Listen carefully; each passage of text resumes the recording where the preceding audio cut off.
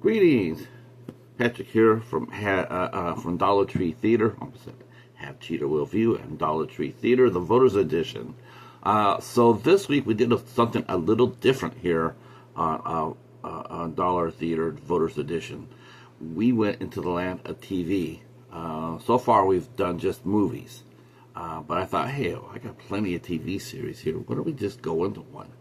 So what I did was I decided to do 4 half-hour shows that only aired a half hour, and then we would review the first 3 episodes of that series. Talk a little bit about each episode briefly, and talk a tiny bit about the show itself.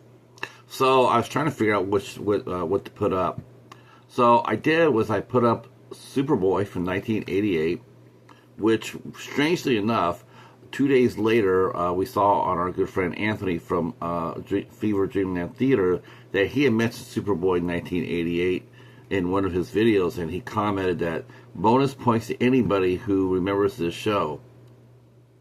Well, I guess I had to go and hold my beer because we mentioned it 2 days before he posted that. So we talked about Superboy from 1988. We did a couple of westerns. Wanted, Dead or Alive with Steve McQueen from 1958. Hogan's Heroes. Interesting show. With Bob Crane and Werner Klemperer about a group of Allied POWs in Stalag 13. Came out in 1965. And then last but not least, and I was so bummed out, I guess everybody's just used to the cheetah. Have Gun Will Travel, which is where the cheetah came from, and nobody really voted for that. But everybody voted for this, and it's an interesting show, like I mentioned, and that is 1965's Hogan's Heroes. Wow, it's a really interesting show. It's a lot more to it than meets the eye. So the premise of the show has Bob Crane as Hogan, Colonel Hogan, and he leads a merry band of Allied prisoners, led by Robert Clary, Richard Dawson, Ivan Dixon, Larry Hollis, and then in season 6, Kenneth Washington took over. It was created by Bernard Fine and Albert S. Ruddy.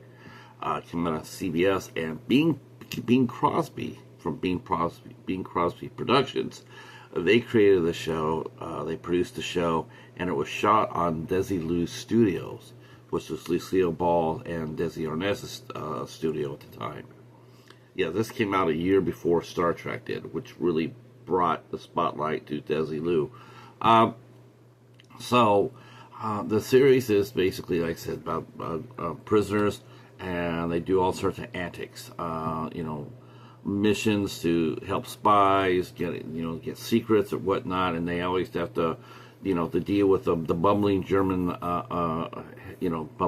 commandant Klink and his right hand man Sergeant Schultz. I see nothing, which is still in today's culture. That is, and even the Hogan, I still hear that once in a great while. But the I see nothing, I know nothing.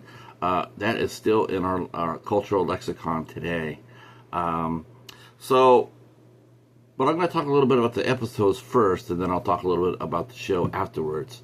So we did 3 episodes. of the show. The first one came out, and it was the pilot, and it also came out and it aired on CBS, and it came out in black and white. What's really interesting about that is it was the last one to come out in black and white. Just the pilot came out in black and white. So if you turn around the TV and you see Hogan's Heroes in black and white, you're watching the first one. So the first episode shows that we meet the crew. Did I say that? I don't want to say gang either. Well, we meet the POWs, and they're trying to get Lieutenant Carter out of there. They're trying to get him back to Allied lines, and so that's what they're trying to do. Lieutenant Carter, actually, if you watch it, he may seem a little familiar, and that is he is Lieutenant Carter in this episode. But by the time the series was picked up and went to series, they had replaced the one gentleman Leonard, I can't pronounce that last name, but they had replaced his character, and they brought back Larry Hovis, who had appeared in the pilot, but they brought him back as a different character and as a series regular. So the first episode has them trying to outwit a German spy. They know he's a German spy because Hogan runs through, and he he's using one of those tricks where, hey, what outfit you came from, and the guy says, yeah, I came from this outfit, and then he starts asking people he should know or not know, and the spy tips his hand, so they know they got it. So what they're going to do is they're going to show him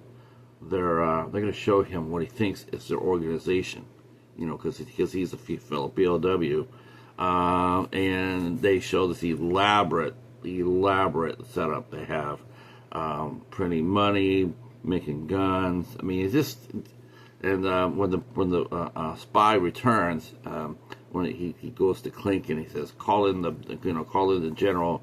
I found a spy. I found an escape ring, and it turns out that it's not. They only wanted him to see what they wanted him to see. And so the spy, by the end of the episode, has gone nuts because nothing that he said has panned out. So we see that Clink is totally incompetent, but the reason why he is still at Stalag 13 is because no prisoner has ever escaped Stalag 13, so they know that he must be doing something right. So they leave him in place, even though that's exactly what the Allies want. They want Clink at that Stalag 13. Schultz is the sergeant. He's only a German soldier in name only. I do believe that if he could, at a drop of a hat, he would come over to the Allied side in a heartbeat. But he's trying to be a good, loyal soldier, and he doesn't want to cause any trouble or waves. So Hogan takes good care of him. So that was the first episode, which was The Informer. The second episode is Hold That Tiger.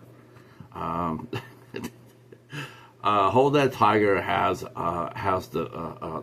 Allies, the POWs, find out about a new German tank. Clink has managed to open his mouth and spill a lot of secrets, even while he's bragging. And so now the Allies know that they have a new Tiger tank. And so what they need to go ahead and get they need to get the schematics to that, so they can send it to the Allies.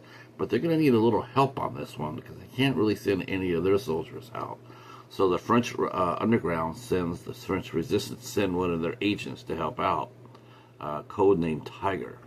And so Richard Dawson's character Newkirk, he goes out there and dresses. He put him in a Gestapo uniform, which is really strange. It's really strange seeing that, especially today. They put him in a Gestapo uniform, and they send him out to steal a tank. And they do. They steal a tank, and they manage to break it down and reassemble it in 2 days, so they can get the schematics. And then we meet Tiger. Tiger happens to be a woman French resistance agent, a very pretty one at that, and Hogan is very concerned for her safety. He's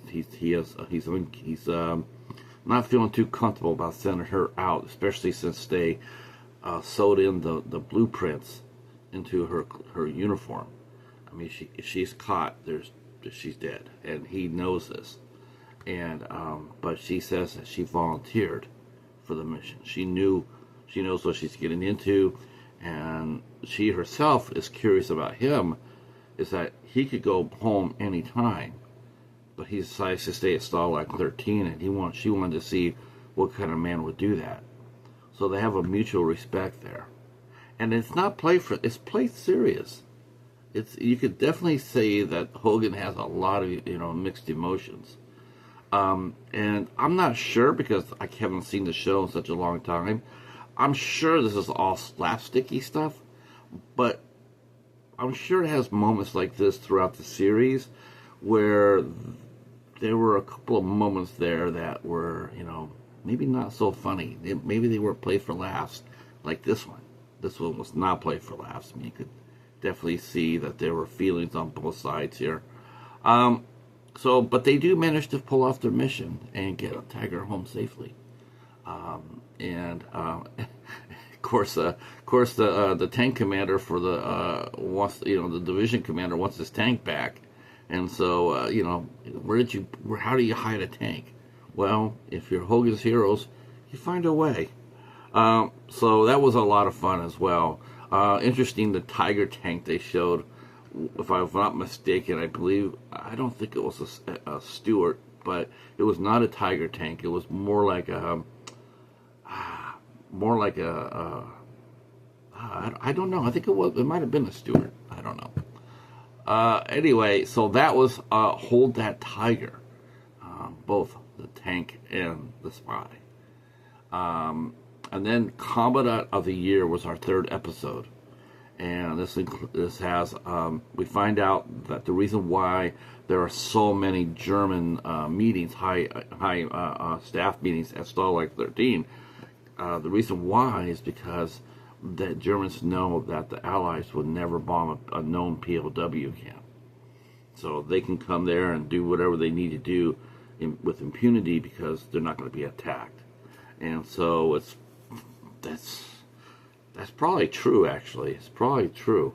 Though sometimes POW camps did get, in prisoner of war, did die under friendly fire, though unknowns to the person doing it. Friendly fire incidents in World War II happen a lot more than you would suspect. So anyway, Major Hauser, Ivan Dixon's character, he says that they're going to be... oh, no, I'm sorry. That's not his character. Major Hauser... God, I don't know where I came up with that. Major Hauser is actually a German soldier who's escorting a V rocket to the coast of France. V rockets were unmanned rockets that were basically the first ballistic missiles, and the Germans would set up V bombs on the coast and then shoot them over into England. They had no real guidance systems. They were just basically point and shoot. There was enough fuel for them to get across the English Channel and do all sorts of damage in England. They were horrible. They were blind. They killed anybody anywhere. There wasn't home to go for military targets. So and you would hear the V rockets inbound. Well, if you could, you were running out of time. So this is the first V rocket that they have, and they're going to go to the coast and test it out. So it's up to Hogan's and his merry crew to find out about the rocket and, if possible, destroy it. But they don't know how to do that because it's going to need more than they're going to need some help. So the Allies send in a four-man commando team led by Dr. Snyder to explore the rocket, take pictures, basically do the same thing in Save the Tiger. Take pictures, try to get as much information as they can, but in this case, destroy it because that way it won't be used later on. So, but they're trying to figure out how can we do this and to get to the rocket. And so Hogan comes up with giving Klink a Combat of the Year award and putting off this phony award with a medal to distract the whole camp. While the whole camp was listening to Klink, the Allies could sneak in there and take care of business with the rocket. Of course, when the German officer Hauser wants to show off his rocket to Dr. Snyder after he has set explosives, it becomes very tense. For Dr. Snyder to get his ass out of the rocket. Well, they managed to do their mission yet again, and everybody goes home happy and hale, and Klink thinks he's doing really good, and Hogan wants him right where he wants him. All right. So Hogan's Heroes. I watched this show. A lot when I was younger. But it really wasn't until I got older about Hogan's Heroes. The show was presented as a slapstick comedy. And what was really interesting about it, though, is a lot of the people who were involved in it, including Werner Klink, John Banner, they're also Jewish. They were Jewish. Robert Clary, a lot of the cast was Jewish. And Werner Klemperer was actually, he said, they wanted him to do the show, and he had reservations about playing Klink. And he says, okay, I'll take the role, I'll take the role, but I have one condition. Klink can never come across as a good guy, a hero. Not once. It says that happens, I'm out of here. He was very passionate about that. Because it'd be very easy for him to, paint Klink doing something good for somebody else. Like, oh, look, he's changing his stripes.